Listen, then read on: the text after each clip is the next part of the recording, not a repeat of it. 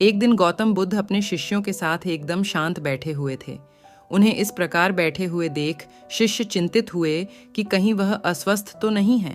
एक शिष्य ने उनसे पूछा कि आज वह मौन क्यों बैठे हैं, क्या शिष्यों से कोई गलती हो गई है? इसी बीच एक अन्य शिष्य ने पूछा कि क्या वह अस्वस्थ हैं, पर बुद्ध मौन रहे। तभी कुछ दूर खड़ा व्यक्ति जोर से चिल्लाया, आज मुझे सभा में बैठने की अनुमति क्यों नहीं दी गई है?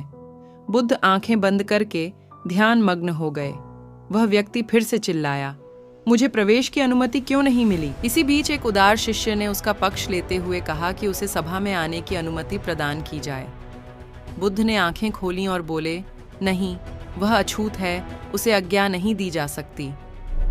ये सुनकर शिष्यों को बड़ा आश्चर्य हुआ। बुद्ध उनके मन का भाव समझ गए और बोले, हाँ, वह अछूत है। इस पर कई शिष्य बोले, हमारे आश्रम में जात पात का कोई भेद ही नहीं, फिर वह अछूत कैसे हो गया? तब बुद्ध ने समझाया, आज वह क्रोधित होकर आया है। क्रोध से जीवन की एकाग्रता भंग होती है।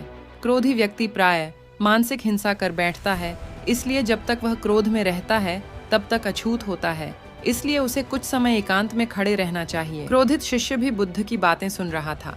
पश्चाताप की अग्नि में तप कर वह समझ चुका था कि अहिंसा ही मनुष्य का महान कर्तव्य व परम धर्म है।